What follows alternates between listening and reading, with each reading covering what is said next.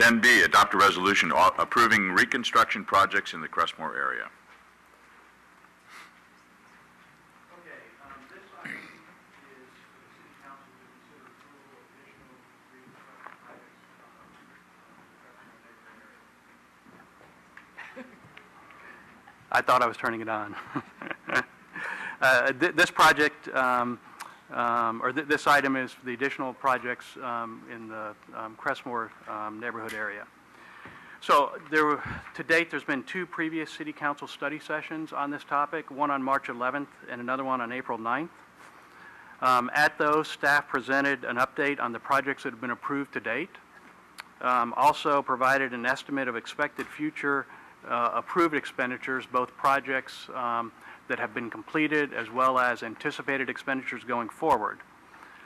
Those totaled about $39 million of a potential $50 million available via the trust agreement with PG&E, leaving approximately $11 million potentially for additional projects to be considered. We provided a summary of 16 additional potential projects that the council may wish to consider. We received significant feedback from the community. We assessed, thank you. We assessed the needs of the projects and also took into account public safety considerations. And after all of that, staff is recommending that several projects proceed with at least the initial development, design development, and preliminary project review for further refinement of the cost and scope. There's been a strong amount of community interest in several of the projects, in particular the Crestmoor Canyon improvements, and there's 2 projects there. There's the slope stability and erosion control projects that we previously described, which is work within the canyon to repair some of the landslides and other erosion issues within the canyon. There's also the canyon fire safety improvements, which is anticipated to provide some clearing of some of the vegetation, fire hazards within the canyon, as well as construct a fire trail that could also double as a pedestrian pathway regional trail within the canyon. So those are 2 projects within the canyon. Another project that we got considerable interest from the public on was the Sneath Corridor Plymouth Lane tree replacement. That's the grove of eucalyptus trees along Sneath Corridor up behind the residence on Plymouth Way. So we took that public feedback into consideration and have included those projects in what we call the first tier of improvements for recommendation. Other projects within the first tier include the traffic signal priority control. Again, that's the Opticom preemption that was similar to what was discussed earlier, and this would be for San Bruno Avenue from Skyline down to El Camino, as well as Sneath Lane from Skyline down to El Camino. Other project would be the replacement of the Fire Station 52 that we previously talked about, as well as the establishment of a maintenance fund for the landscaping and streetscape that's proposed as part of the next phase of the project, the final surface improvements within the neighborhood. Let me just talk a little bit, because there's been some questions, I think, regarding some of the cost estimates that we assigned, or the costs that we assigned to the projects previously. Again, a reminder that those costs are just that, cost estimates. They're based on preliminary information, conceptual information in some cases. The first step in this process, should the council direct us to proceed with these projects, would be to start delving into those individual projects, do some more preliminary design and analysis, and help refine both the scope and the cost. If there are significant differences, either positive or negative, from those cost estimates, we certainly would bring that information back to council. In the event that we get through this process of these recommended projects and there is additional funding, The staff report identifies a second tier of projects that we would recommend the council consider use for any additional available funds. So that's really an overview of the additional projects. I'll leave it at that and open it up for any questions or comments that the council may have. Good. We've all been through the study sessions in quite a bit more detail on what Harry talked about. Any questions at this time? Ken?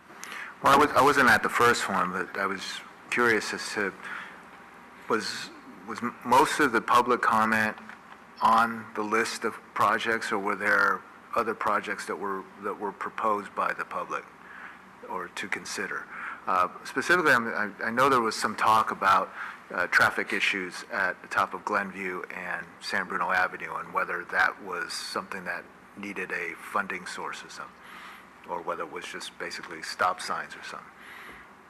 Yeah, I think in general, the projects that we presented, the 16 projects, there weren't any significant additional comments above and beyond that I can recall. In terms of the intersection there at Glenview and San Bruno Avenue, which I think is what you're referring to, that question did come up, I believe, in the last study session.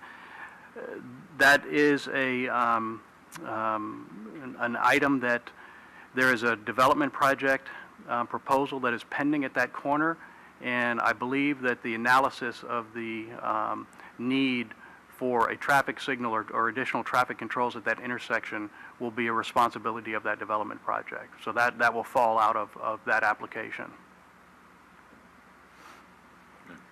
Michael? Thank you. So one concern that I heard with our public meetings was that a lot of people were tired of the construction and they didn't really want to see a lot more disruption in their neighborhood. Can you briefly walk through each of these and sort of give us an idea of the impact that each of these will have on the neighborhood itself, and will any of these in any way delay the completion of the projects, of the phases that are underway now in terms of the reconstruction? Certainly. So to answer the latter part of your question, none of these additional projects should have any impact on the schedule of any of the approved projects to date. These are all projects that are outside of the area of the improvements that are approved to date, so it shouldn't have a significant impact, if at all, on those projects. Obviously, the fire station is within the footprint, but it's at the edge of the project, and that work will occur mostly, obviously, on the site itself, with minimal impact to the neighborhood. Walking through the projects, the canyon work, most of that work obviously is going to happen within the canyon. There may be a need for some access occasionally through the neighborhood into the canyon. However, a lot of the project will occur, coming off of Sneath. The access will come off of Sneath. That would be the primary point of ingress, egress for any work that occurs down within the canyon. And part of that is just purely logistics. There's no other way to get in and out, with trucks and with other vehicles, as it currently stands. So that's probably, and the slope stability erosion control work, that will be a fairly major construction undertaking. It will involve earth-moving equipment, excavators, and other things. Obviously, some of the vegetation control will also require some large equipment. So there won't be the impact that the residents have now on the streets themselves, but there may be some other impacts, noise and other things happening down within the canyon that they will certainly feel and see. And so you don't anticipate, I know that during the initial repair of that wall, there were a lot of large cranes and things operating within that neighborhood. And so you're saying nothing that we're proposing here in terms of that stability is going to require any large trucks going through the neighborhood. Everything can be done from within the base of the canyon. Yeah, not as we currently anticipate, but again, I'll just preface this by saying that this is based upon preliminary information. The first step in this project will be to get our geotech on board and have him really refine and define the extent of the work that's necessary within the canyon. So we'll have a much better understanding of those impacts once we get through the next level of analysis. But at least the preliminary analysis and geotechnical studies that have been done to date show that not to be the case, that most of that work can occur from within the canyon itself. Okay. And in terms of the fire station, it would require, I imagine, demolition of the existing fire station. There's probably going to be a ramp-up period where we get architectural stuff done, designs done, things go out to bid. So I imagine that time frame being probably a couple of years out before that fire station is completed. And so during that time, we would expect construction of a temporary fire station, then demolition of the old station, demolition of the old fire station when the new one is done. That to me seems disruptive to the neighborhood. So,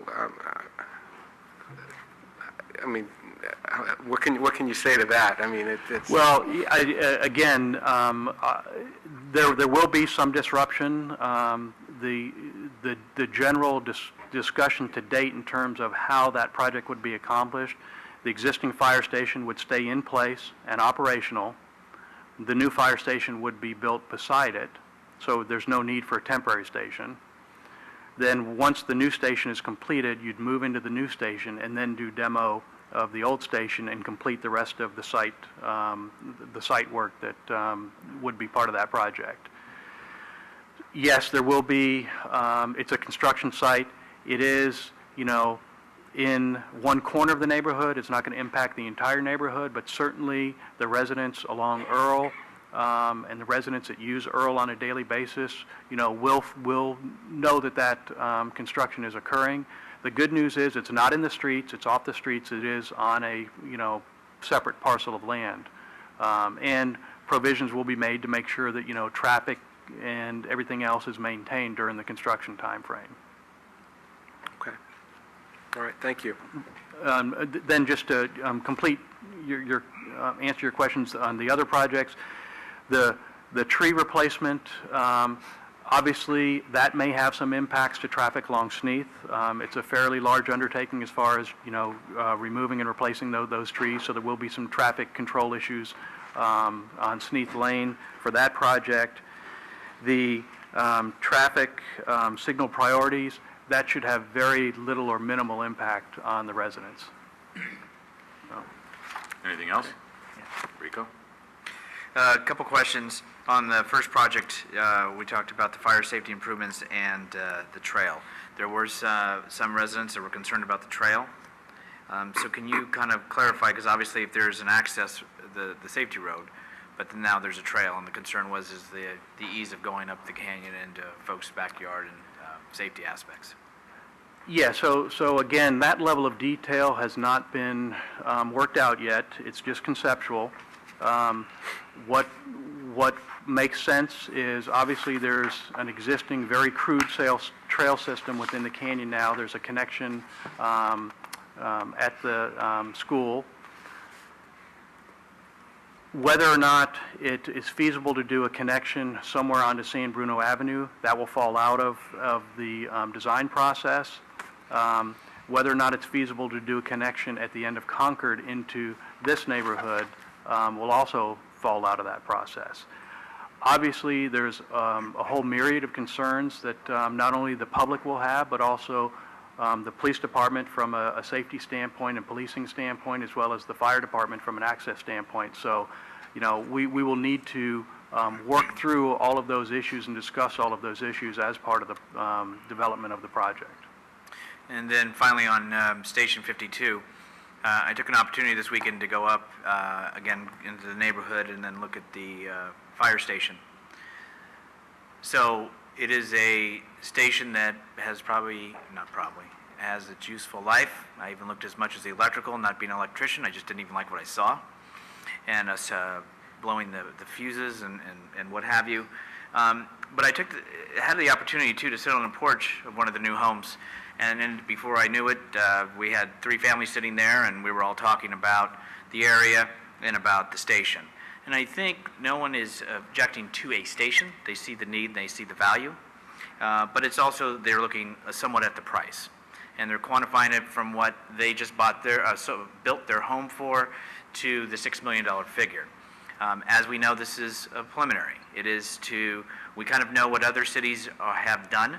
We can base that, but it also was to include a community room, as we have Skyline Activity Center, which I asked to go see that, and I had not been in there in a long time. Even the emergency generator that operates for the fire station that's in Skyline Activity Center, looks like that thing should be replaced. And I hear it's failed once, a while ago. That room and that facility is certainly not what I remember of it when I worked for Parks and Rec, and it certainly now is something that I wouldn't share or show other people. So I think they're very much in favor of that. It would include both the community room as well as the fire station.